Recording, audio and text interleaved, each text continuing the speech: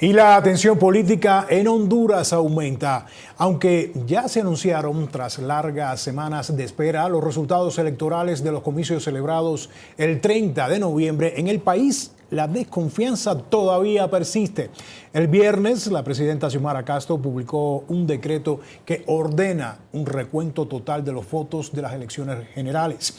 Es decir, que se cuente voto por voto.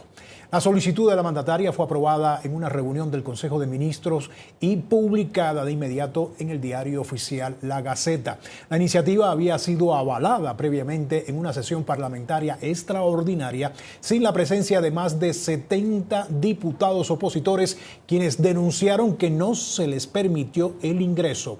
La resolución del Parlamento fue cuestionada por la oposición, algunos juristas y analistas, así como por la Organización de Estados Americanos, entre otros sectores que consideran improcedente esta acción.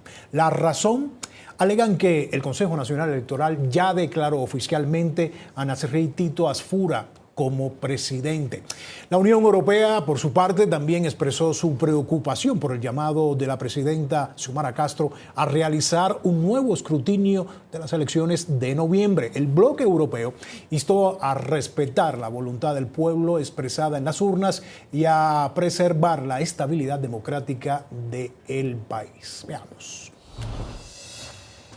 Y la Unión Europea reitera su apoyo al trabajo de las instituciones electorales hondureñas y la proclamación oficial de los resultados por parte del Consejo Nacional Electoral, que reconocieron a Nasri Asfura como el presidente electo legítimo del país y confirmaron los resultados finales para el Congreso Nacional y las elecciones municipales.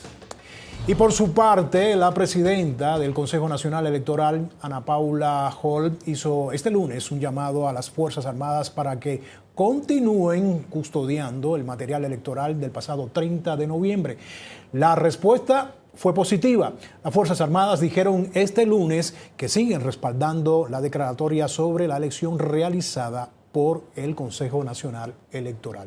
Y mientras tanto esto ocurre, el presidente electo, Nasri Asfura, se encuentra en Washington. El empresario se reunió este lunes en privado con el secretario de Estado de ese país, Marco Rubio, en una conversación en la que acordaron profundizar la relación bilateral y continuar la cooperación en materia de seguridad, manteniendo el tratado bilateral de extradición y la expansión del intercambio de información. Pero bueno, más allá de la diplomacia, hay un texto que rige el devenir de esta nación, la Constitución. Hablemos de esto con mi invitado de esta noche.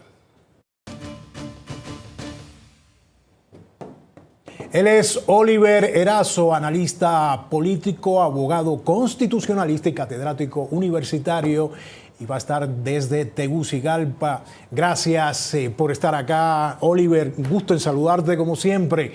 Comenzaría preguntándote, bueno, a ver, esto lo avala la Constitución, por un lado, y qué tan grave podría ser y si esto puede escalar aún más. Sé que son tres preguntas en una, pero me la vas a responder. Adelante. Claro. Buenas noches, Rey, y buenas noches a toda América Latina y a todo tu amplio auditorio.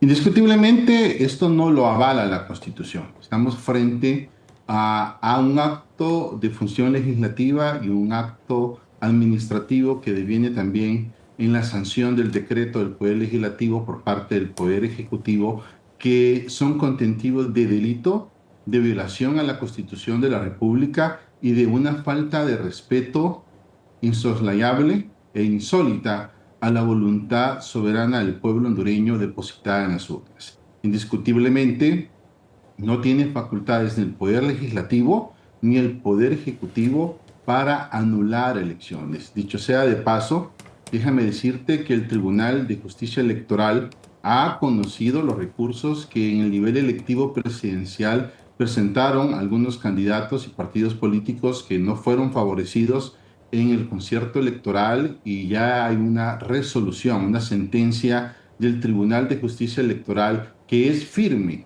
Y contra ese tipo de sentencias establece el artículo 53 de la Constitución de la República que no cabe recurso alguno. Son resoluciones irrecurribles. Entonces, desde ese sentido, también partimos de la falta de atribución que tiene el Poder Legislativo para poder, en el contenido preciso del decreto, intentar arrogarse atribuciones que no tiene de conformidad a la Constitución de la República.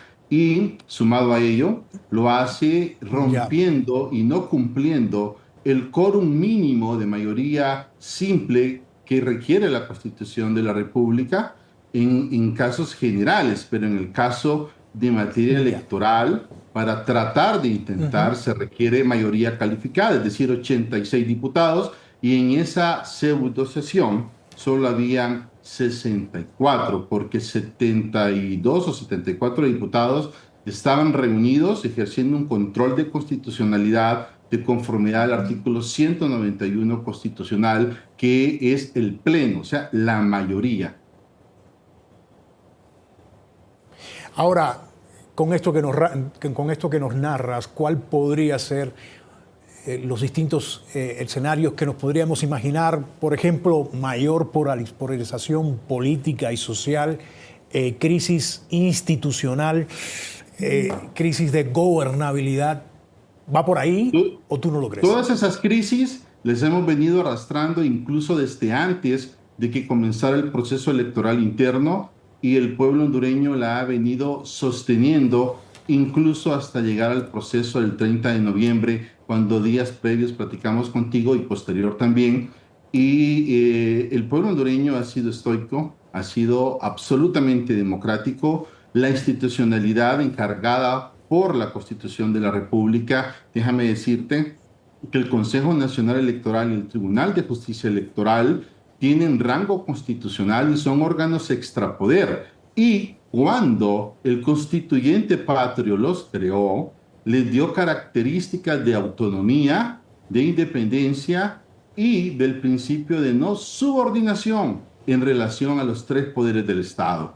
Y tanto el Consejo Nacional Electoral tiene la atribución constitucional única de administrar y dirigir y procesar los procesos electorales, y en el caso del Tribunal de Justicia Electoral es el único órgano que tiene la facultad constitucional de administrar justicia en materia electoral. En tal sentido que el decreto que espuria y nulamente ha producido el diputado Redondo y su compañía de diputados que lo acompañan del partido de gobierno, el Partido Libre, simple y sencillamente violan la Constitución de la República, desconocen el control de pesos y contrapesos de la Constitución y lógicamente intentan romper el orden constitucional y provocar un autogolpe para Entonces, Oliver, generarse espacios de negociación.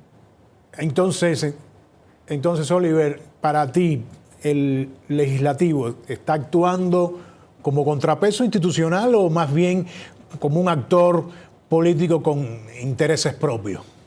Es un actor político nefasto en este momento, el diputado Luis Redondo, quien está supuestamente dirigiendo el Congreso Nacional, pero no obstante, déjame decirte que hay un número, la mayoría del Pleno de Diputados está, que se conoce en este momento como el Congreso de las Mayorías, ejerciendo un control en contra de los abusos de este sector minúsculo y minoritario del Poder Legislativo de Honduras. Es decir, lo que tienes es que desde el poder se está gestando un debilitamiento institucional, una instrumentalización de acciones judiciales por parte del Ministerio Público, siendo recepcionadas por el Poder Judicial desde antes de que se celebraran las elecciones, con el único objeto de romper el orden, de que no hubieran elecciones. Y ahora que las elecciones se celebraron y que tenemos un presidente electo,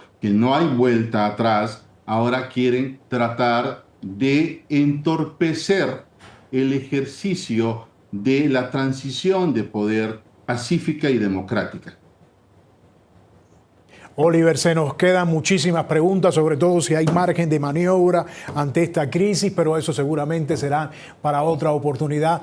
Oliver Erazo, analista político, abogado constitucionalista y catedrático universitario que nos acompañó desde Tegucigalpa, a quien le damos las gracias.